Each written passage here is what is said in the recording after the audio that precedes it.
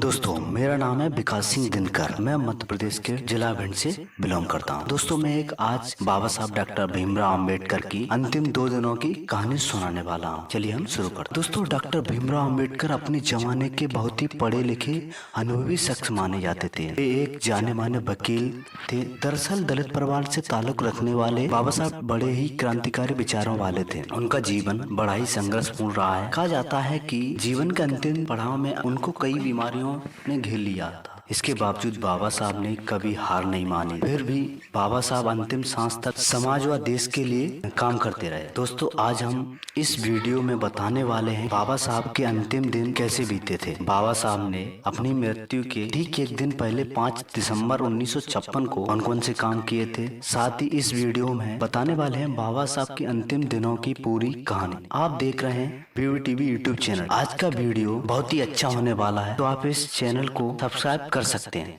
दोस्तों, डॉक्टर भीमराव अंबेडकर जी को आजाद भारत के प्रथम कानून मंत्री होने का दर्जा प्राप्त है। वे भारतीय समाज में पहली जाति प्रथा और छुआछूत को जड़ से मिटाना चाहते थे। दरअसल बाबा साहब जीवन भर इसलिए संघर्ष करते रहे, मगर बाबा साहब को ज्यादा सफलता नहीं मिली। कहा जाता है कि इसी के चलते बाबा साहब ने 14 अक्टूबर 1956 को बौद्ध धर्म अपना लिया था। बाबा साहब अपने जीवन के अंतिम पड़ाव में बहुत कमजोर हो चुके। उन्हें डायबिटीज और गठिया जैसी कई बीमारियों ने घेर रखा था। इसी के चलते उनकी देखरेख करने के लिए मुंबई के मशहूर डॉक्टर मालवंकर को उनके पास रखा गया। दरअसल बाबा साहब अपनी मृत्यु के कुछ दिन पहले 12 नवंबर 1956 को काठमांडू गए थे, जहां उन्हें विश्व धर्म संसद में भाग लेना था। लिहाजा इस धर्म सभा को आयोजन नेपाल के राजा महेंद्र ने किया। भारत लौटे वक्त बाबा साहब ने बौद्ध धर्म के तीर्थ स्थलों का दौरा किया। वो नेपाल में महात्मा बुद्ध की जन्म स्थल लुम्बिनी गए थे और बोध गया का दौरा भी किया, जिसके बाद में 30 नवंबर को दिल्ली लौट आए थे। इधर दिल्ली में संसद का शीतकालीन सत्र शुरू हो चुका था। हालांकि अपनी खराब सेहत के कारण बाबा साहब हिस्सा न ले सके, जिसके बाद भी 4 दिसंबर को राज्यसभा की कार्रवाई में संसद में शामिल होने की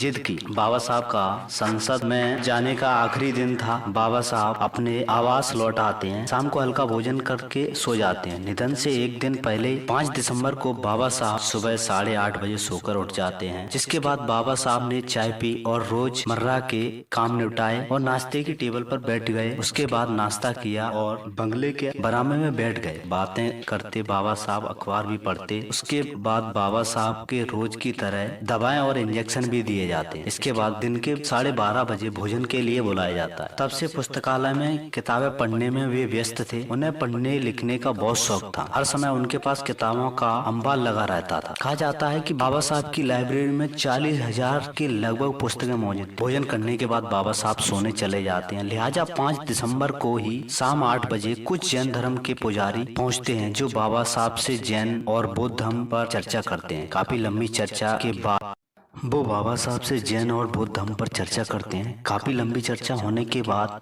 वे लोग बाबा साहब से इजाजत लेते हैं। दूसरे दिन और मिलने का समय ले लेते हैं। बाबा साहब ने भी हाँ कर दिया। उन्हें क्या पता था कि दूसरे दिन सुबह ही वो इस दुनिया को छोड़कर चले जाएंगे।